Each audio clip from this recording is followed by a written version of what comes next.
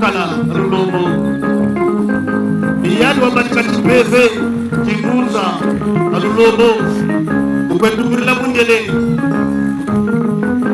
Yeme la Mundele Akimboyi à l'époque quand le combat de l'État. Mais quel combat? Combat de la colonisateur. C'était en 1992 quand on a fait le mot dans Kiboyi. Parce que nous devons avoir un peu de ça. Vous avez quelqu'un qui va y aller là. Yaya, vous avez dit ça tout. Ce qui s'y a amené. Et le temps de vivre comme vous avez fait. Ça vous dit ce que vous avez fait. C'est un peu débat. Vous avez fait comme la carte ou un carreau. Pas de temps de l'ouche. La famille et qui est capable de faire ça dans la mandanga. Il y a un mandanga jokkeli. Vous n'avez pas dit que vous. Nous pouvons être pour l'eau. L'eau, mais nous les deux nous fois l'année. Baba Makuka va côté le Sambo. Apollo de Kutu va côté le Sambo. Amoueta dit va côté le Sambo. Mayaya Kimpiru va côté le Sambo. Alors, nous les deux nous l'ishikondo. Et ma boque est de Luna. Basie télé. Vous pouvez la tour la modèle. Regarde à Boanza. Et le gouvernement de capitaine Marchand. Avant d'aller continuer. Stade Marchand. Capitaine de Mandiano de Diamanda. On est les Français. Abia la Manga on dit le Abu Yokaku. Achille Koulou. Et les là dans sa route pour le Kabuya. Abia la Manga on dit le non. Ouais ouais ça. Qu'est-ce que tu me fais? Qu'est-ce que tu me fais? Il m'a beaucoup de mal sur le Kabouansa. Oui, Wansa. Qu'est-ce que tu me fais? Et mais le programme du Pérou à Kouka, Mouyonsi. Mais il a fait encore. Pour nous aller à la bourse pour la bourse, capitaine Marchand. La lieutenant Balanché. Il m'a bien la balle pour la bourse.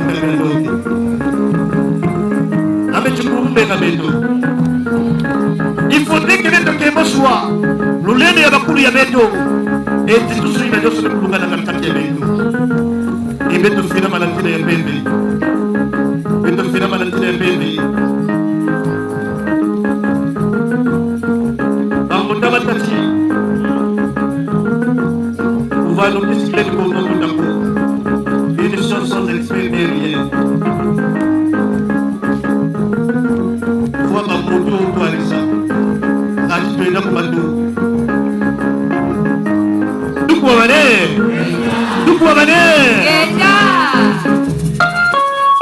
Beto Dios sebemos sambil anak.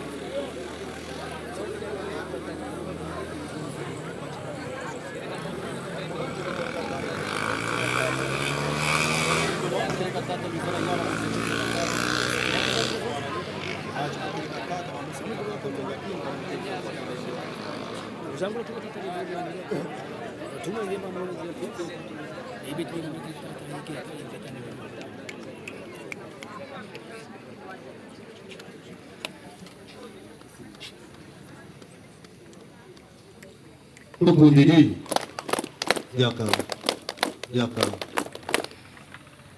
Era ya umutindo beto kitanga ila nyoso kile malongi ya beto na mapolo nguza kitanga ka bible fe nguza kitanga ka livre ya mapolo e beto kuwa yiki puku tuledo kila kuba kimoko ya buku yeke le mutindo beto kuwa beto kutanga na lendo inateli encore tulendo. Ayez toujours la foi et le regard fixé vers Mpungu Tulendo. Et le foi na foi na kimino. Et bien, Et nos ancêtres ont servi. C'est à lui qu'appartient la satisfaction abondante de nos problèmes au quotidien.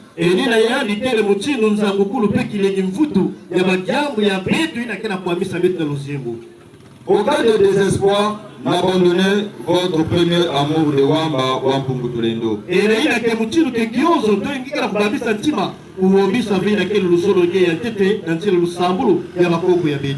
Pour ne pas que vous soyez la proie de Kadiam Pemba. Prenez garde et soin de vos prophètes.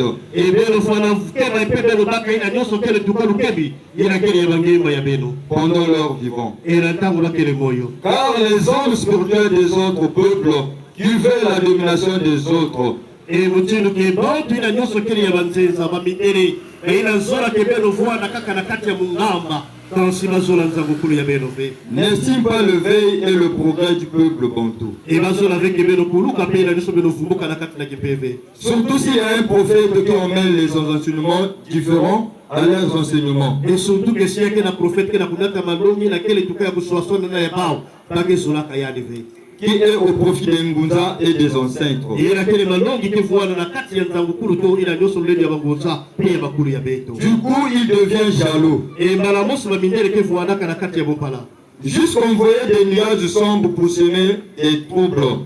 et bake kufilisa mabitendo ya ngazi sa mchina kutula ila niso kele vwazi na kati ya beno Et de perturbations autour du prophète par ses collaborateurs. et na kunata ila niso kele maketike tina kati na ila niso kele nzinga ya kitwali yengemba Et c'est proche pour que vous les haïssez vous-même. et sa mchina ila ke kitwali to proche na ngemba pour que bazaba kumanga ila niso kele tuka prophète tuko abale ba meso sa mutindo ya lwenga na kati na niso ke yanza gukuru pe kipeve yange kuhamisa kimini yange ve kansi na nyoso ke diabo kila kuhamisa ge bambuka na luzolo ya ntete ina ngendi minaka mpugu tulendo bambuka na luzolo ya ntete ina mchinu kenge sabaka mpugu tulendo ezo la soza ke si bubu yake betu kena busabila yake na baina bandaka mabu ya yake na baina bandaka kinguza kinguza bandaka mchindu na kongo ya totila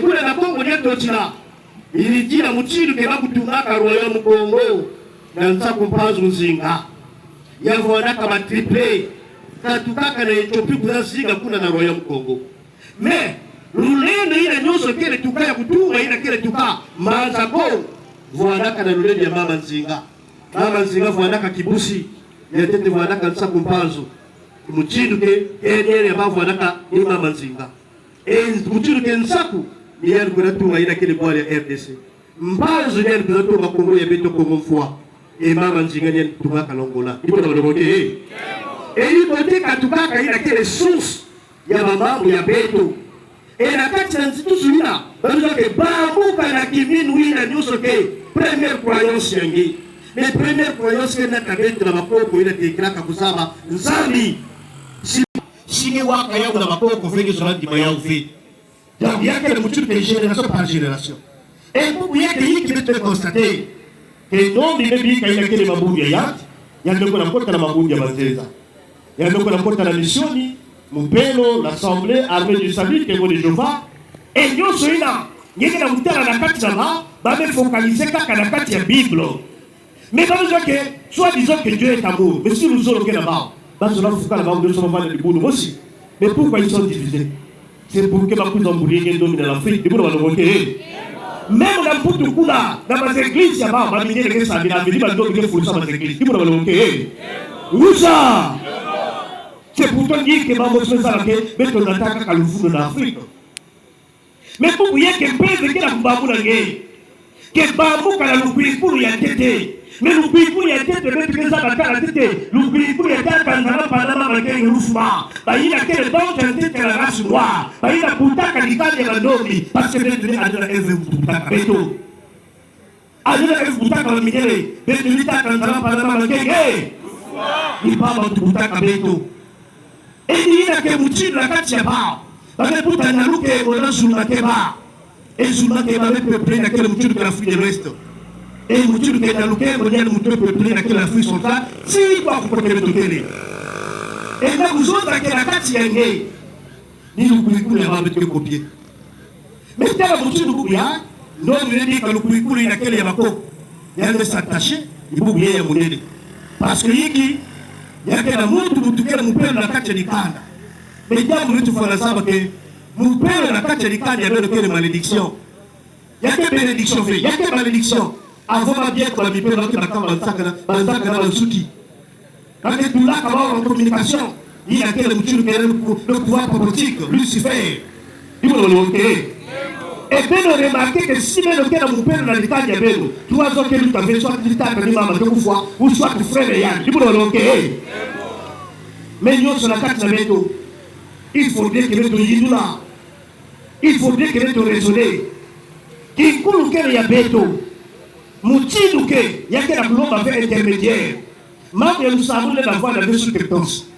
C'est-à-dire croire dans Nzambi ya Kengani pour que Nzambi kuwa ngeni. Vrai. Avant mon Dieu, le puissant va pas que tu Samira direct. Mais que veut dire Samira? Samira veut dire fait appel. Samira. Samira. Fait appel. Mais fait appel à qui? Fait appel à qui? Nani? Ni na Mbugu Tulendo, l'être suprême. Mais déjà que l'être suprême na kati ya beto. Si ya makenika ke Nzambi zaba ngei. Pourquoi ngeke luta na kati ya intermédiaire ya Nzambi ya makaka to ya banzenza? Kenye Musamira tokolomilaka, Dieu d'Abraham, Dieu d'Isaac, Dieu de Moïse. Pourquoi? Mais tu dis que n'y a aussi Nzambi zaba ngei. Pourquoi pas dire que Dieu de Machua? Nzambi ya Samira makaka zetu. Ndipo na loke. Eni kuna ke mutindo makena mbambula beto. Na kati ya diabo ina kele mutindo ke lema vuandaka mutindo ke école initiatique. Nye mutena kuyenga na kati na ngei. Na kwenda kota la franc-maçonnerie pour que voilà bongo. Ya kele temps perdu. Côté na bengena kukwenda batu kwa diabo kanda. Mais jamais que vous la franc-maçonnerie mansaka même famille na puto. Luku amale. Kaka mandoni ngeko na pesa. Kaka mandoni ngeko na pesa. Baba Fouili, Nzambi yo, jamais. Tani wana moshu kwenda ka. Ndipo na loke. Menda kuzoka hiki na kati na beto. Mundele ila nyoso que ya ni copier que qui pèse la manière de prier, l'oulet de peu puissance na beto. Voilà pourquoi que bakoko wali kwa na jinga wa côté. Na globa Lusambo bakekwenda na montagne, bakekwenda na masa. Nzambi kisibelia taka mna tabu na Nzambi mamba. Luku babale. Mena kati ya diabo ina ya mwanaka papa ve parce que Nzambi ke na kati la nature. La nature ke ni masa, montagne, baiti, baba kasa, bima ina ngera mutala. Ni na ngefo na kulekela kininu. Mais babe kakula ya. Babe na tira dole ile kele croix. Babe na tira dole ile kele chapelet. Et na kati na yote kele pasini. Et ba nataka croix na chapelet, c'est en 1535. Ba nataka na mazako, et na koko manaka yao. Voilà pourquoi qu'elle est arrivée à Baba Kipavita. Nataka la restauration dans le royaume Congo. Et nataka la bouton en 1684. Il y a besoin de Nzambi ya Manzenza, il faut me dire. Moutou yaka leke finalement na bepitibu ya Manzenza. C'est pourtant dit que beto vutuka. Na ina kele mchuru ke croyance ya beto. Mais croyance ya beto vuanaka basé na kati ya lema. Na kati ya lema vuanaka mchuru ke. Ba broche paquet. Si kele mchuru ke mucha commerce. Ngeke kota ina nyoso kele na kati ya lema. Eba vitu na kati ya broche commerce. Ina vuanaka bueno. Singe vuanaka na diabu ya kuswani babatu. Ngeke kota lema. Ngeke kota na kati ya broche ya mumba. Ina vuanaka bitibu ya kushika mape ya kusimilira. Samu tumeto depende ina kele na Manzenza ve. Mais pour yeke na kati ya beto. Beto betala hiki. Nyonso ina nebo ngada. Yake diaka ve. Yame kuba kwa kuishe babatu. Ni Congo kena kulongo peto, ni mamaka sikena kukiamunu, kingane kena kusalapi liyei. Mais d'abord que, et donc originaire ya Mbazako, beto kena na kati ya balua. Yina balua ke pungu tulendo, sinaka na bakuru ya beto, Mbazako njinga zako bakuna. Neba kundaka wa njinga ina vuanaka na yiki, na bameki, ya vuanaka na susu, pia vuanaka na matadi. Parce que Mbazako vuanaka territoire, ina vuanaka mchuruke, bamatadi vuanaka pake, yake vili na vuanaka matadi pake. Il était question que na kulomba njira na babikisi ina vuanaka mchuru kuna bisingi pour que bakuza autorisation. Et na kati na ya ba principe tatu nina bakundaka kuna. Basi ya tete mchuru kingena laba lita live.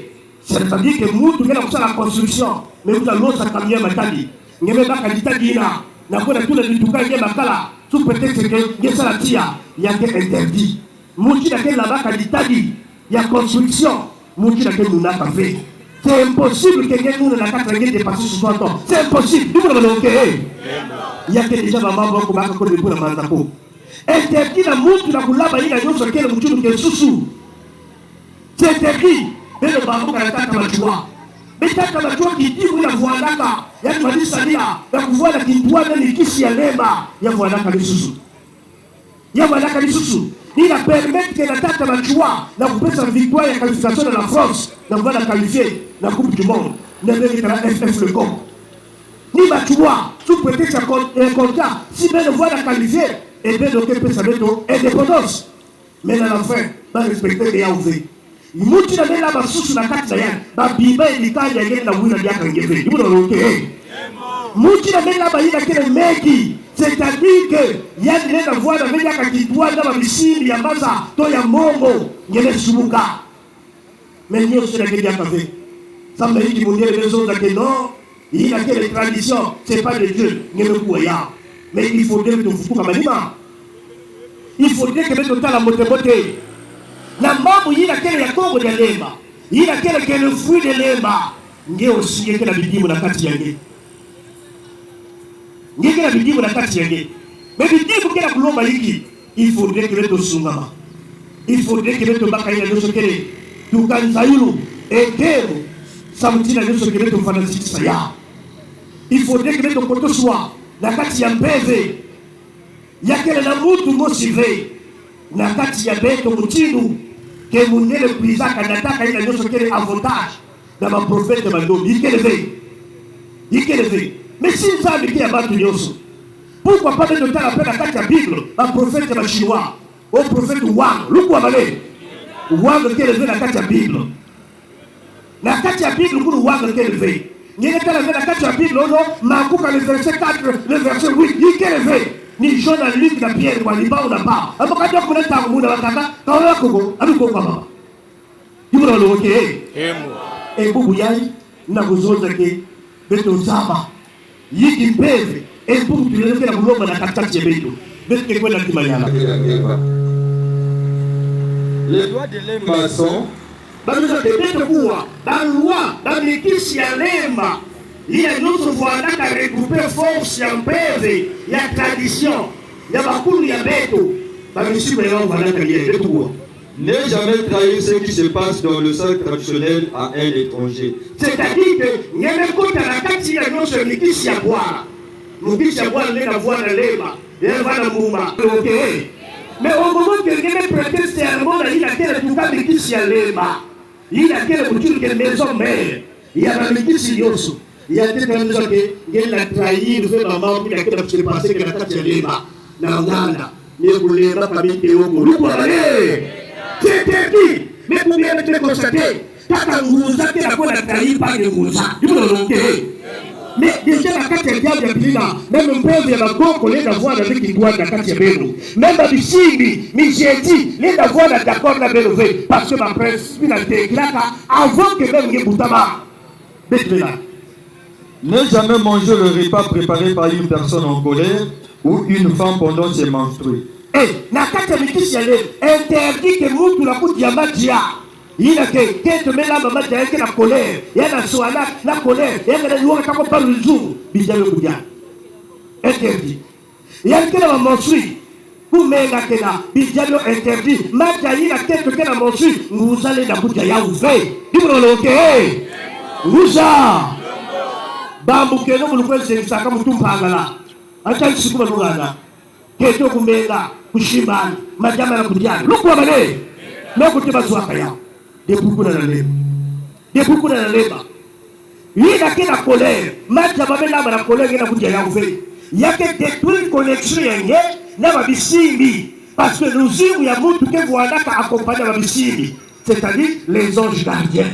Mais les autres gardiens, il y a que la babane ya masa, babane ya Bruce, il y a que la babane ya Montane. Mwana mama wana mikishwe nani. Foto talosa mfuka, talosa mumama, ngati mfuka za wa. Aka mumama na bamu. Ipo naloke. Nguza. C'est pourtant dire que la kati ya ya kela pour rappeler que beto na kati ya ina kele tuka, na mikisi to ba loi ya Lemba. Beto beto. Ne jamais coucher la femme d'autrui même s'il n'est pas marié officiellement. Ngele na voix de la quête ya pagize, to bakala ya pagize, même si abulu kete va pesa d'autres. Ni mo loke eh. Tala mutili ke mpende ke na babu na be. Ba loi nyonso ya. Mungele kuza kopia. Au moment là, il y a des personnes qui non, qui ne commettaient pas d'adultère. Beto zabaya avant le quiza. Beto zabaya avant le quiza. Ngena baka kima ya panga zeti ne vola pa beto vola na nzobi ubonga kima tanga na kanga male lukwa male e mambo nina ke la pour rappeler beto tala mutindu beto le couper du pouvoir ya Lemba betu kupenda na nyosho kile tukalulendo ya bakuli ya betu mutama nzoba chitaza bako mais nzoba chitaza ni voilà malima hizo c'est-à-dire hizo ya kufi mais la kata hizo ina voilà caractère piema ila voilà tombe ya chef de famille c'est-à-dire kulunje bitanda fumukanda kama mushikanga ku cimetière ko c'est interdit. Chef de famille avec kuna na cimetière ve na bapiema ve mais là kuna ka chef de famille na malima hizo bake kuna ka chef de famille na malima hizo dipasa bake kuna na cimetière ve dipasa bake kuna na Carrefour ya Jira sabuti wewe nikanda kima ve sabuti lusura nikanda kima ve mais bubu yake na kati ya beto bongere manchi balunetu kunkuji kwa kufuru bonga watu itatu lugwa male bebe na kuzoza ke beto na lele kama beto vwana koko vwana lusolo ya kama vwana mbongo mais bubu yana generation de la tamu ke salaka au de nos 10,000 fois la synchronisation il y a 10,000 il y a 100,000 fois le fois lugwa male rusa.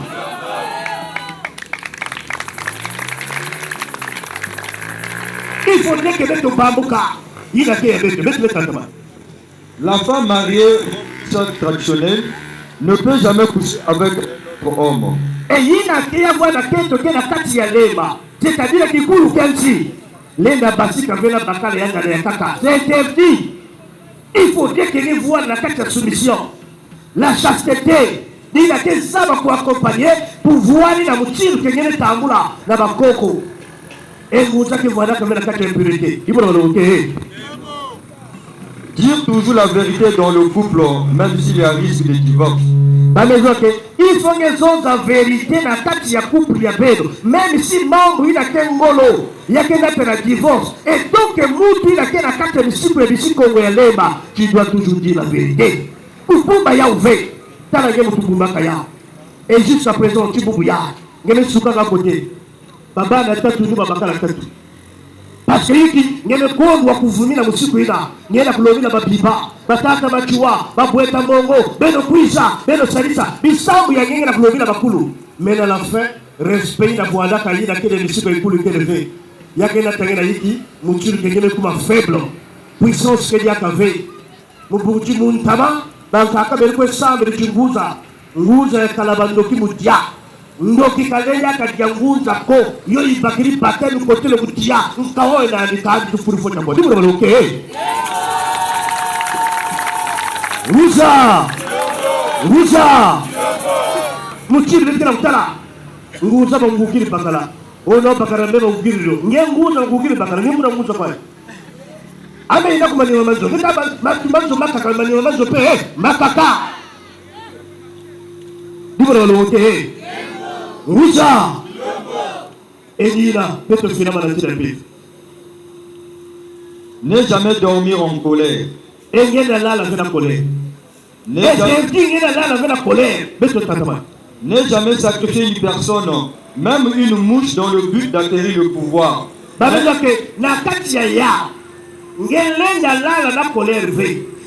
Sacrifier pour que soit ton pouvoir. C'est interdit.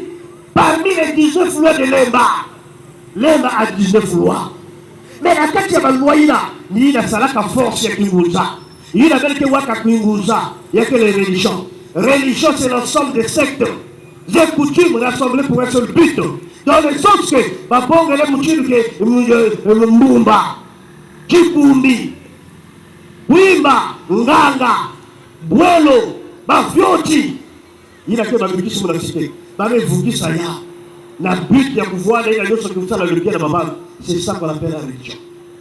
C'est-à-dire religion veut dire que relié à une divinité. Mais quelle divinité? L'être suprême. Mais l'être suprême, nous devons être là kanzam. Mais nous mettons ensemble que talanaka na ina kele bishimiongo, bishimapenda, bishimama. Parce que la carte pour laquelle la entité et la entité qui représente que force spirituelle, il y a peuple. Il faut le